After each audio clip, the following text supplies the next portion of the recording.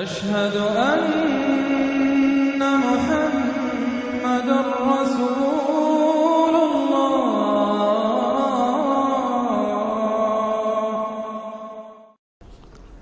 اعوذ باللہ من الشیطان الرجیم. بسم اللہ الرحمن الرحیم. یا ایھا النبی اذا طلقتم النساء فطلقوهن لعدتهن واحصوا العدة واتقوا الله ربكم لا تخرجوهن من بيوتهن ولا يخرجن إلا أن يأتين بفاحشة مبينة وتلك حدود الله ومن يتعد حدود الله فقد ظلم نفسه لا تدري لعل الله يحدث بعد ذلك أمرا. صدق الله العظيم. میں نے کسی موقع پر یہ عرض کیا تھا کہ قرآن مجید میں یہ مکی اور مدنی صورتوں کا جو مزاج ہے، اس میں جو ایک فرق ہے، اس کی تاثیرات میں جو فرق ہے، واقعہ یہ ہے کہ وہ اس دورہ قرآن ہی میں سمجھ میں آتی ہیں. ورنہ آدمی جب پڑھتا ہے، تھوڑا تھوڑا کرتا ہوا پڑھتا ہے، تو وہ ساری چیزیں اس تیزی کے ساتھ، اس سیکوینس کے ساتھ سامنے نہیں آتی. بہرحال مکی قرآن کی اپنی ایک شان ہے، مدنی صورتوں کا اپنا ایک رنگ ہے. اس کو میں نے تعبیر کیا تھا کہ دو جنتیں ہیں قرآن میں، جنتان. ایک مکی جنت ہے، ایک مدنی جنت ہے. تو ہم مدنی جنت کی سیر کر رہے ہیں. 8 صورتیں ہم پڑھ چکے ہیں. اب جو آخری 2 صورتیں رہ گئی ہیں اس گلدستے کی، یہ دونوں نہایت حسین جوڑے کی شکل میں ہیں. یہاں جو علامت ہے جوڑا ہونے کی، وہ پہلی تو ایک ہے ظاہری. دونوں صورتیں شروع ہوں گی، سورہ طلاق بھی، سورہ تحریم بھی، یا ایھا النبی، یا ایھا النبی. دوسری یہ کہ دونوں کا موضوع جو ہے وہ اسلام کا معاشرتی نظام ہے. اسلام کا معاشرتی نظام اور خاص طور پر آئلی نظام، آپ کو معلوم ہے اس کی اتنی اہمیت ہے کہ سورہ بقرہ سے بات شروع ہوئی، 4 رکوع وہاں پر مفصل انہی موضوعات پر آئے. پھر سورہ نساء میں مفصل بحثیں آئیں. پھر یہ کہ سورہ نور میں، سورہ احزاب میں، پھر مجادلہ میں ہم نے دیکھا کہ ایک مسئلہ آ گیا زہار کا. اور اب یہاں پر 2 صورتیں مکمل آ رہی ہیں اس 10 صورتوں کے مجموعے میں بھی.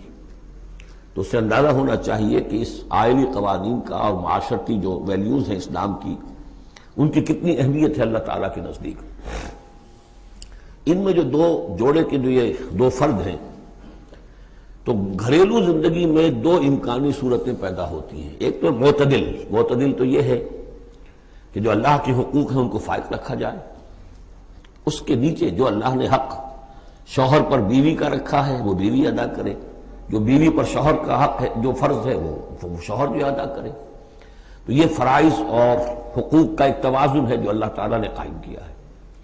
اگر یہ توازن خوبصورتی سے چل رہا ہے، حدود اللہ جو ہیں وہ ٹوٹ نہیں رہی ہیں، کہیں اس میں کوئی رخنا پیدا نہیں ہو رہا ہے، شوہر بھی بیوی بھی اپنے فرائض دینی کو ادا کرنے میں لگے ہوئے ہیں، چاہے ان میں ہائر لیول پر جا کر تھوڑا سا فرق ہو جاتا ہے. جو عام زندگی ہے اس میں کوئی فرق نہیں ہے. نماز عورت کو بھی پڑھنی ہے، مرد کو بھی پڑھنی ہے. زکوٰۃ مرد کو بھی دینی ہے، عورت کو بھی دینی ہے. روزہ عورت کو بھی رکھنا ہے، مرد کو بھی رکھنا ہے. حج جو ہے وہ فرض ہے. اس کے بعد دعوت و تبلیغ میں آگے تھوڑا سا فرق ہو جائے گا کہ عورتوں کا دائرہ محدود ہو جائے گا. وہ مردوں میں جا کے دعوت و تبلیغ نہیں کریں گی، خواتین میں کریں یا اپنے محرم مردوں میں کریں، لیکن فرضیت قائم رہتی ہے. اور اس سے اوپر جا کر تیسرے لیول پر اور ذرا بالواسطہ ان کا معاملہ ہو جاتا ہے. مردوں کے ذریعے سے وہ اقامت دین کی جو میدان کے اندر معاملے ہیں، جنگیں ہیں اور میدان میں جا کر مقابلے ہیں، وہاں ان کا جو رول ہے وہ بالواسطہ ہو جائے گا. ان کے بیٹے، ان کے بھائی، ان کے شوہروں کو زیادہ سے زیادہ وہ آزادی دیں، انہیں ریلیو کریں اپنے بوجھ سے. اولاد کی پرورش کا بھی سارا بوجھ اپنے اوپر لے لیں. شوہر کا حصہ جو ہے وہ بھی خود ادا کریں تاکہ شوہر یکسو ہو کر اپنا زیادہ سے زیادہ وقت جو ہے اقامت دین کی جد و جہد میں لگا سکے. تو یہ تو ہے نارمل جو چاہیے. اب اب نارملٹی یا ادھر ہوگی یا ادھر ہوگی. ایک طرف کو ہوئی، فرض کیجئے لیفٹ کی طرف ہو گئی. اس کی معنی کیا ہے کہ مزاج نہیں مل رہا، ہر وقت کی چک چک ہے، خام خواہ جو ہے گھر جو ہے اس کے اندر اختلاف ہی اختلاف ہے، ہر وقت کی لڑائی چل رہی ہے. تو اس سے بہتر ہے طلاق ہو جائے. وہ ہے طلاق، سورہ طلاق، کہ خام خواہ اس قسم کے مسئلوں میں. لیکن یہ کہ طلاق جو آخری شکل ہے اس کے کچھ حدود ہیں، قیود ہیں، ضوابط ہیں، قواعد ہیں، قوانین ہیں، ان کی پوری پابندی ہو. جیسا کہ سورہ نساء میں ہم دیکھ چکے ہیں کہ اگر وہ علیحدہ ہو جائیں تو اللہ دونوں کو غنی کر دے گا، اس کو بھی اور اس کو بھی، اس کے لیے بھی کوئی بہتر شوہر کے لیے بہتر کوئی بیوی عطا کر دے گا اور اس بیوی کو کوئی شوہر بہتر عطا کر دے گا۔ ایک دوسری انتہا یہ ہوتی ہے کہ شوہر اپنی بیویوں کی اتنی دلجوئی کرے، اتنی ان کی جو ہے پیمپرنگ جس کو کہتے ہیں کرے، کہ اس میں حدود اللہ بھی ختم ہو جائیں، شریعت کے تقاضے بھی ختم ہو جائیں، شریعت کے احکام بھی کہیں جو ہے پامال ہو جائیں۔ سب سے بڑھ کر یہ کہ جو اپنے فرائض ہیں، دعوت و اقامت دین کی جد و جہد کو ان کو ادا نہ کر سکے، تو اہل و عیال کا اتنا لحاظ، یہ غلط ہے۔ تو دو انتہاؤں کو یہاں پر لیا گیا ہے۔ پہلی انتہا میں بھی بات کی گئی حضور سے، دوسری میں بھی، اگرچہ پہلے کا سوال حضور کے لیے ہے ہی نہیں، حضور نے نہ کوئی طلاق دی نہ آپ کو طلاق دینے کی اجازت تھی، اس لیے کہ آپ کی ازواج مطہرات جو ہیں وہ تو امت کے لیے ماؤں کی حیثیت سے ہیں، اور سورہ احزاب میں ہم پڑھ چکے ہیں کہ وہ کسی اور سے بعد میں نکاح نہیں کر سکتی تھی، تو طلاق دینے کا سوال نہیں، اسی لیے آپ کو 4 کی جو وہ حد ہے، لمٹ ہے، اس سے بھی آگے بڑھ کر مزید نکاح کرنے کی اجازت دی گئی تھی۔ بہرحال یہ رب دیکھ لیجئے گا۔ اب آکے ہم چلتے ہیں، وقت کی کمی کے پیش نظر زیادہ تمہید میں وقت نہیں لینا چاہتا۔ ان صورتوں پر میرے پر مفصل دروس موجود ہیں، وہ آپ دیکھ سکتے ہیں۔ یا ایھا النبی اذا طلقتم النساء فطلقوہن لعدتہن، اے نبی جب آپ لوگ نکاح اور اپنی عورتوں کو طلاق دیں، اب دیکھیے یا ایھا النبی واحد، طلقتم النساء فوراً جمع کا صیغہ، اس لیے کہ حضور سے تو یہ متعلق ہی نہیں ہے۔ حضور کو تو مسلمانوں کے نمائندے کی حیثیت سے اور معلم کی حیثیت سے اور ہادی کی حیثیت سے خطاب کیا گیا، اصل میں مسلمانوں سے ہے کہ جب تم طلاق دو اپنی بیویوں کو فطلقوہن لعدتہن، تو ان کی عدت کے حساب سے طلاق دو۔ عدت جو ہے وہ ایک تو یہ کہ طہر میں طلاق دی جائے، حیض کی حالت میں نہ ہو، اور پھر یہ ہے کہ اگر دینی ہی ہے تو پھر اس کے بعد بھی جو طلاق دی جائے وہ بھی پھر طہر کی حالت میں دی جائے۔ اس طریقے سے جو بھی قوانین ہیں، وَأَحْصُوا الْعِدَّةَ، عدت کا پورا لحاظ رکھو۔ وہ عدت اس طریقے سے بھی ہے کہ مطلقہ جو ہے جو عدت اس کی ہوگی اس کے اندر وہ کوئی اور شادی نہیں کر سکتی، البتہ عدت پوری کرنے کے بعد وہ آزاد ہوگی۔ عدت اس اعتبار سے بھی ہے کہ اگر طلاق رجعی ہے تو وہ اسی عدت کے اندر شوہر واپس اپنی بیوی کو لوٹا سکتا ہے، اور اگر وہ 1 یا 2 طلاقیں تھی، طلاق بائن ہو گئی ہے، ان کے درمیان سیپریشن ہو چکی ہے، تب بھی وہ بغیر کسی اور حلالے وغیرہ جس کو ہمارے ہاں کہتے ہیں کہ عورت کے لیے ضروری نہیں ہے کہ وہ کسی اور سے نکاح کرے پھر وہ طلاق دے تو سابق شوہر سے اس کا نکاح ہو، بلکہ یہ کہ وہ دوبارہ نکاح کر سکتے ہیں اگر صرف 2 طلاقوں کے بعد عدت ختم ہوئی تھی۔ تو یہ تمام قواعد و ضوابط ہیں۔ واتقوا اللہ ربکم، اور اللہ کا تقوی اختیار کرو جو تمہارا رب ہے۔ لا تخرجوہن من بیوتہن، انہیں مت نکال باہر کرو ان کے گھروں سے کہ بس غصے میں آئے ہوئے ابھی طلاق بھی نکل جاؤ میرے گھر سے، یہ نہیں، یہ قطعی غلط بات ہے۔ اس کی عدت ہے اور اس عدت کے اندر وہ تمہارے ہاں رہ سکتی ہے، تمہیں رکھنا ہے اسے اپنے ہاں۔ ولا یخرجن، وہ خود بھی نہ نکلے، الا ان یاتین بفاحشۃ مبینہ، البتہ اگر کوئی کھلی بے حیائی کی بات ہوئی ہے، کوئی بدکاری کی ہے عورت نے، وہ معاملہ اور ہو سکتا ہے کہ اس میں کوئی سختی کی جائے، عام حالات میں نہیں۔ وتلک حدود اللہ، یہ اللہ کے حدود ہیں۔ ومن یتعد حدود اللہ، اور جو اللہ کی حدود سے تجاوز کرے گا، فقد ظلم نفسہ، تو اس نے تو اپنے اوپر بڑا ظلم کیا۔ لا تدری لعل اللہ یحدث بعد ذلک امرا، تمہیں نہیں معلوم کہ شاید اس کے بعد اللہ تعالیٰ کوئی نئی صورت پیدا کر دے۔ غصے میں آ کے ایک طلاق دی، بیوی ابھی عدت کے اندر گھر ہی میں ہے، ہو سکتا ہے کہ وہ غصہ ختم ہو جائے، اسی میں ایک ہی طلاق دی تھی رجوع کر لیا جائے، اللہ تعالیٰ کیا پتہ ہے، اور کوئی حالات ایسے پیدا ہو جائیں، نئی صورت پیدا ہو جائے کہ اس سے آگے بات بگڑے ہی نہ۔ فَإِذَا بَلَغْنَ أَجَلَهُنَّ، البتہ جب عدت پوری ہو گئی ان کی جو میعاد ہے، اب تمہیں فیصلہ کرنا ہوگا، فَأَمْسِكُوهُنَّ بِمَعْرُوفٍ أَوْ فَارِقُوهُنَّ بِمَعْرُوفٍ، یا تو اب طے کر لو کہ اگر رجوع کرنا ہے تو بس اپنے گھر میں روکو، لیکن بھلے طریقے سے، یہ نہیں کہ انہیں ستانے کے لیے کہ جو روک لیا جائے، اور فارقوہن، یا پھر ان کو چھوڑ دو، ان سے علیحدگی اختیار کر لو، وہ بھی بالمعروف، بمعروف دستور کے مطابق بھلے طریقے سے۔ وَأَشْهِدُوا ذَوَيْ عَدْلٍ مِّنْكُمْ، اور اس رجعت اگر تم رجوع کر رہے ہو تو 2 اپنے گواہوں، 2 اپنوں میں سے جو معتبر لوگ ہوں جن پر اعتماد کیا جا سکتا انہیں گواہ بنا لو کہ میں نے طلاق دی تھی، اب میں اس کو رجوع کر رہا ہوں، تو یہ 2 گواہ اس کے ہیں۔ وَأَقِیمُوا الشَّهَادَةَ لِلَّهِ، اور یہ گواہی قائم کرو اللہ کے لیے۔ ذَلِكُمْ يُوعَظُ بِهِ، یہ ہے جو جس کی نصیحت کی جا رہی ہے، من کان یؤمن باللہ والیوم الآخر، اس شخص کو کہ جو ایمان رکھتا ہو اللہ پر اور یوم آخر پر۔ جیسے ہم نے 2 جگہ دیکھا کہ حضور کا اسوہ حسنہ ہے، لیکن کس کے لیے؟ اپنی جگہ تو وہ اسوہ حسنہ کاملہ ہے، لیکن اس سے استفادہ کون کرے گا؟ من کان یرجو اللہ والیوم الآخر وذکر اللہ کثیرا۔ حضرت ابراہیم اور ان کے ساتھیوں کی زندگی میں بھی اسوہ ہے، کس کے لیے؟ من کان یرجو اللہ والیوم الآخر۔ اسی طرح یہاں فرمایا ذالک یوعظ بہ، یہ وعد اور نصیحت تو کی جا رہی ہے، لیکن کس کے لیے؟ من کان یؤمن باللہ والیوم الآخر، جو ایمان رکھتا ہو اللہ پر اور یوم آخر پر۔ اب اس کے بعد اس سورہ مبارکہ میں یہ بڑا عجیب مقام ہے اس اعتبار سے قرآن کا۔ عجیب کے معنی کیا ہے؟ دل لبھانے والا، حسین۔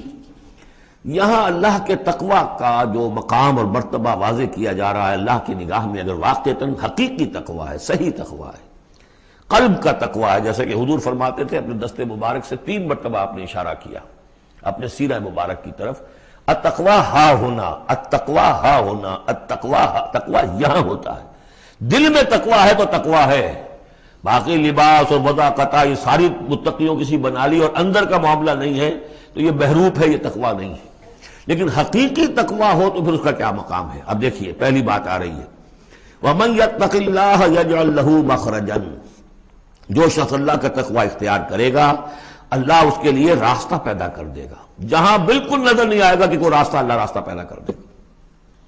بالکل نظر نہیں آ رہا تھا موسیٰ کے ساتھیوں کو کہ اب کیسے بچیں گے، پیچھے لشکر آگے، آگے سمندر ہے، اللہ نے راستہ پیدا کیا۔ خود حضرت ابو بکر کا جو حال ہو گیا تھا کہ حضور اگر انہوں نے ذرا بھی دیکھ لیا، نیچے اپنے قدموں کی طرف بھی نگاہ ڈالی تو ہم نظر آ جائیں گے، آپ نے فرمایا لا تحزن ان اللہ معنا، راستہ نکالتا اللہ۔ پھر حضور گئے طائف، لیکن وہاں سے خالی ہاتھ آئے، مدینے میں اللہ نے خود ہی کھڑکی کھول دی، 6 آدمی ایمان لے آئے، آپ گئے ہی نہیں اور وہاں انقلاب بھی آ گیا۔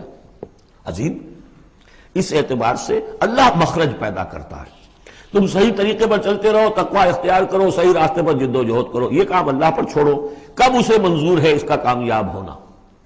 جب ہوگا وہ راستہ ایسا کھول دے گا کہ تمہیں گمان بھی نہیں ہوگا۔ وَيَرْزُقْهُ مِنْ حَيْثُ لَا يَحْتَسِبُ، اور اسے رزق دے گا وہاں سے جہاں سے اسے گمان بھی نہیں ہوگا۔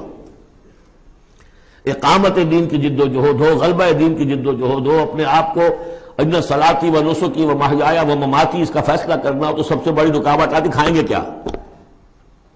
تو اللہ تو کہتا ہے راضی میں ہوں، ہے ایمان اور یقین اس پر، کر کے دیکھو تو صحیح، اس پر اعتماد تو کرو۔ لیکن یہ کہ اس پر اعتماد کرنا، توکل، بڑی مشکل بات ہے۔ وہ تو جتنا ایمان ہوگا اتنا ہی اعتماد ہوگا، اور گہرا ایمان ہوگا گہرا اعتماد ہوگا۔ وَمَن يَتَّقِ اللَّهَ يَجْعَل لَّهُ مَخْرَجًا وَيَرْزُقْهُ مِنْ حَيْثُ لَا يَحْتَسِبُ وَمَن يَتَوَكَّلْ عَلَى اللَّهِ فَهُوَ حَسْبُهُ۔ یہ تو ابھی تقوی والے کی بات ہے کہ وہ وہاں سے رزق دے گا جہاں سے اسے ملے گا بھی نہیں، اور جس نے اللہ پر توکل کر لیا تو وہ اس کے لیے بہت کافی ہو جائے گا۔ توکل کر کے تو دیکھو، حسبہ وہ اس کے لیے کافی ہے۔ یہاں تک فرمایا ہے حدیث قدسی میں، حدیث میں من کان فی حاجت اخیہ کان اللہ فی حاجتہ، اگر کوئی مسلمان اپنے کسی بھائی کی ضرورت پوری کرنے میں لگ رہا ہے، اپنا وقت صرف کر رہا ہے، اللہ اس کی ضرورت پوری کرنی شروع کر دیتا ہے۔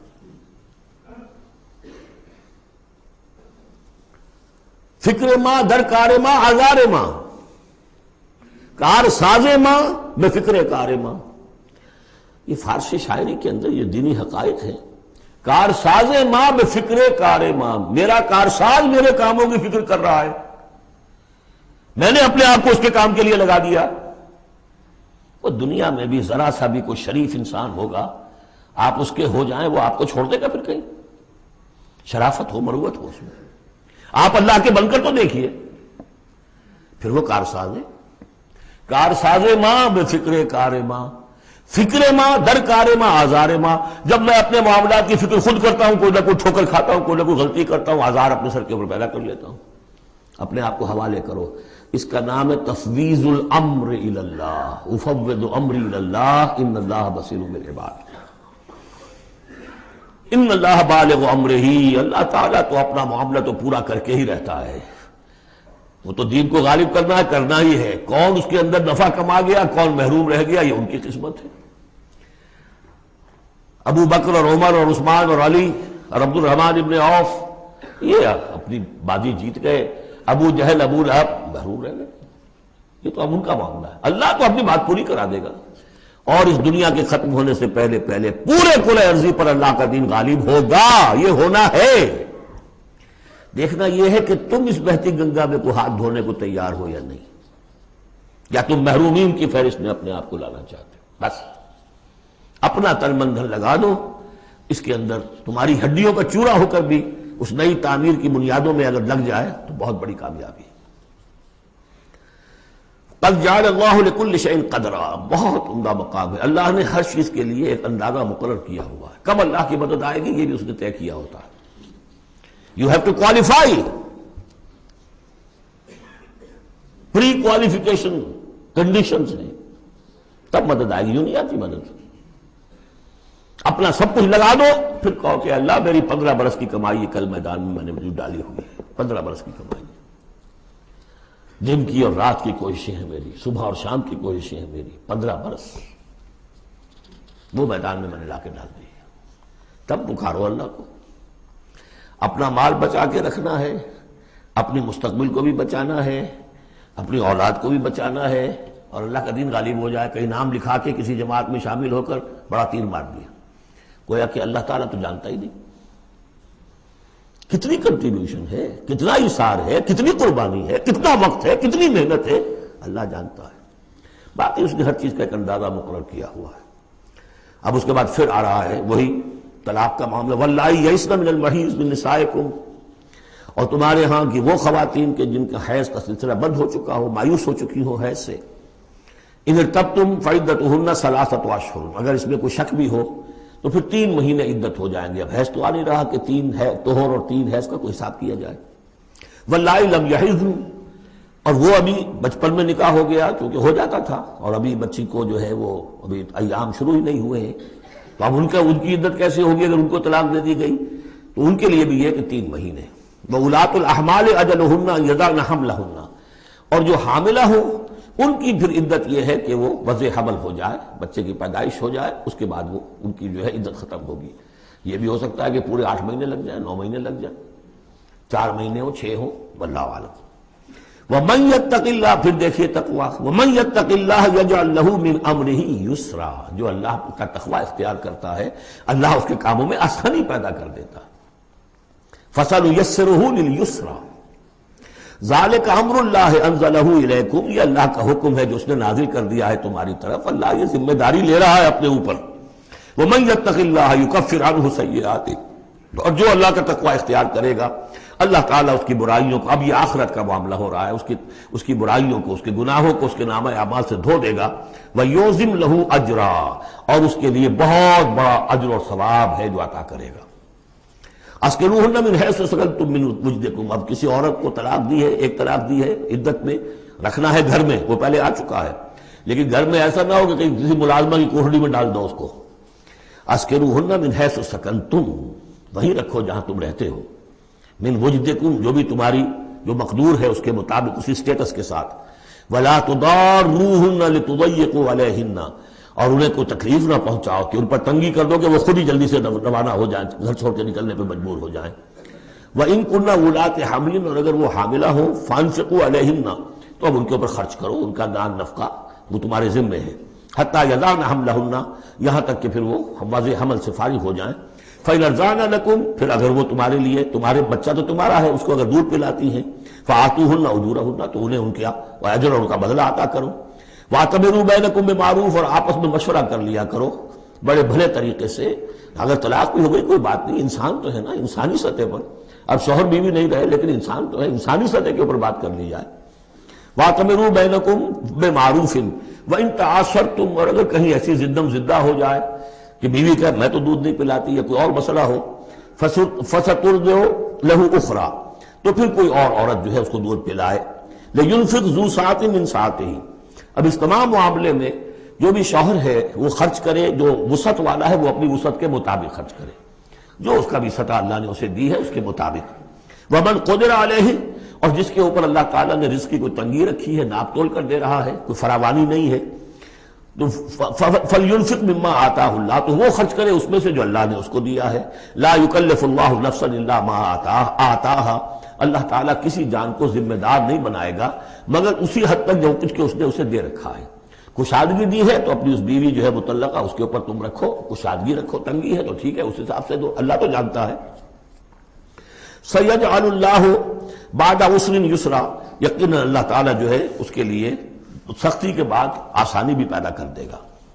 وَكَأَيٍّ مِّن قَرْيَةٍ أَتَتْ عَنْ أَمْرِ رَبِّهَا، اور کتنی ہی بستیاں ایسی ہیں جنہوں نے اپنے رب کے حکم سے سرکشی کی، وَرُسُلِهِ، اور اپنے رسولوں سے سرتابی کی، ان کا کفر کیا، فَحَاسَبْنَاهَا حِسَابًا شَدِيدًا وَعَذَّبْنَاهَا عَذَابًا نُكْرًا، تو ہم نے پھر ان سے محاسبہ کیا، ان کا بہت شدید محاسبہ، اور ہم نے ان پر آفت ڈالی اور عذاب بھیجا ان پر بہت بڑا عذاب۔ فَذَاقَتْ وَبَالَ أَمْرِهَا، پھر ان بستیوں نے اپنے معاملے کی پوری سزا جو ہے بھگت لی۔ وَكَانَ عَاقِبَةُ أَمْرِهَا خُسْرًا، اور یقیناً جو ابھی عاقبت والا معاملہ آنے والا ہے، ان کے معاملے کا جو ابھی عاقبت ہے وہ تو پھر بڑے ہی ٹوٹے والا معاملہ ہے۔ أَعَدَّ اللَّهُ لَهُمْ عَذَابًا شَدِيدًا، اللہ تعالیٰ نے ان کے لیے بڑے شدید عذاب کو تیار کیا ہوا۔ فَاتَّقُوا اللَّهَ يَا أُولِي الْأَلْبَابِ، تو اے ہوش مندو اللہ کا تقوی اختیار کرو، وہی تقوی جس کے اوپر چار مختلف طور سے بات ہو چکی ہے۔ الذین آمنوا، اے وہ ہوش مندو جو ایمان بھی لے آئے ہو، اللہ کا تقوی اختیار کرو۔ قد انزل اللہ الیکم ذکرا، اللہ نے تمہاری طرف ذکر نازل کر دیا ہے۔ یہ آیت بڑی اہم ہے، ذکر کی آگے وضاحت آ رہی۔ ذکر سے مراد کیا ہے؟ رسولا یتلو علیکم آیات اللہ مبینات لیخرج الذین آمنوا وعملوا الصالحات من الظلمات الی النور، رسول کہ جو پڑھ رہا ہے آیات اللہ کی تم پر، تمہیں سنا رہا ہے، اور وہ آیات بینات ہیں تاکہ نکالے وہ تمہیں، ان لوگوں کو جو ایمان لائے اور جنہوں نے نیک عمل کیے، اندھیروں سے نور کی طرف۔ تو ذکرہ، قد انزلنا الیکم ذکرہ، اور ذکرہ کی وضاحت رسولا یتلو علیکم آیات اللہ مبینات، یہی بات پھر آگے جا کے سورہ بینہ میں آئے گی، ابھی صرف نوٹ کر لیجئے، پھر جا کر بات پوری واضح وہاں ہوگی۔ وَمَن يُؤْمِن بِاللَّهِ وَيَعْمَلْ صَالِحًا يُدْخِلْهُ جَنَّاتٍ تَجْرِي مِن تَحْتِهَا الْأَنْهَارُ خَالِدِينَ فِيهَا أَبَدًا، اور جو کوئی اللہ پر ایمان رکھتا ہے اور نیک عمل کرتا ہے، اور نیک عمل سے مراد ایمان کے جملہ تقاضے ہیں۔ اب نیک عمل جب مکے میں جب تک تھے حضور، نیک عمل کیا تھا؟ ابھی شراب بھی حرام نہیں ہے، جوا بھی حرام نہیں ہے، سود بھی حرام نہیں ہے، پہلے 10 برس نماز پنج گانا بھی نہیں ہے۔ اس وقت نیک عمل کا کیا مطلب ہے؟ اللہ پر ایمان اور اس کی دعوت، اور تکلیف آئے تو استقامت اور جھیلنا۔ نماز آئی تھی، رات کو کھڑا رہا کرو اللہ کے سامنے، اس وقت کا نیک عمل یہ تھا۔ اب جیسے جیسے آیا مدینے میں آ گئے، اب جہاد ہے، قتال ہے، انفاق ہے، مال خرچ کرو، اب روزہ بھی فرض کیا گیا، اب نماز پنج گانا بھی جو ہے 2 سال پہلے ہو چکی ہے، اب تمہارے اوپر زکوٰۃ بھی ایک نصاب کے حساب سے آ گئی ہے، عشر بھی آ گیا ہے، اب یہ ہے۔ تو جس وقت دین کا جو تقاضا ہے وہ پورا کرنا، جملہ تقاضے وہ عمل صالح ہے۔ ہمارا تصور یہ ہوتا ہے جہاں قرآن میں عمل صالح آیا، نماز، روزہ، ذکر، یہ اذکار، یہ ہمارے ذہن میں آتا ہے، ہم اس کو پڑھتے ہیں اپنے ذہن میں صرف ان چیزوں کے حوالے سے، جبکہ عمل، جدوجہد، محنت، وہ ہر جگہ جو حکم ہے جس وقت کا حکم ہے۔ وَمَن يُؤْمِن بِاللَّهِ وَيَعْمَلْ صَالِحًا يُدْخِلْهُ جَنَّاتٍ تَجْرِي مِن تَحْتِهَا الْأَنْهَارُ خَالِدِينَ فِيهَا أَبَدًا، وہ داخل کرے گا ان باغات میں جن کے نیچے ندیاں بہتی ہوں گی، اور اس میں وہ رہیں گے ہمیشہ ہمیش، ابدا۔ قد احسن اللہ لہ رزقا، اللہ تعالیٰ نے اس کے لیے بڑا عمدہ رزق فراہم کیا ہے۔ اب ایک آیت آ رہی ہے جو آیات متشابہات میں سے ہے، تاحال اللہ الذی خلق 7 سماوات، جیسے تو یہ کہ 7 آسمانوں کا معاملہ بھی میں بار بار عرض کرتا رہا ہوں کہ ابھی آیات متشابہات میں شمار ہوگا۔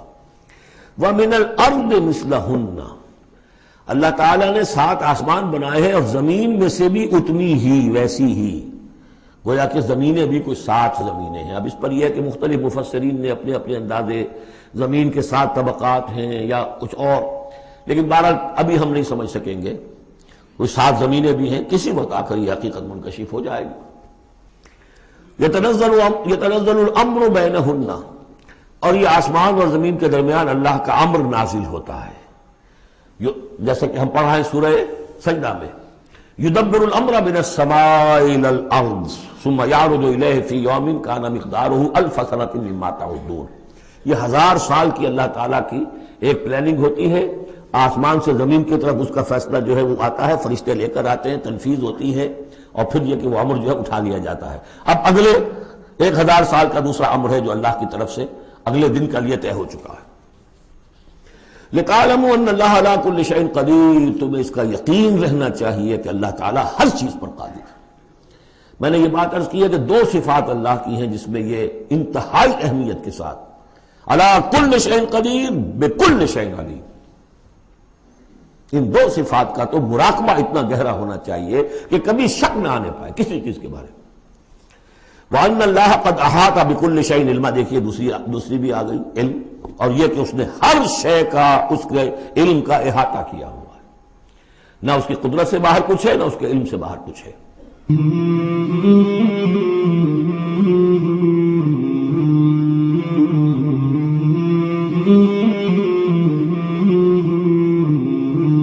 مولاي صل وسلم دائما أبدا على حبيبك خير الخلق كلهم، مولاي صل وسلم دائما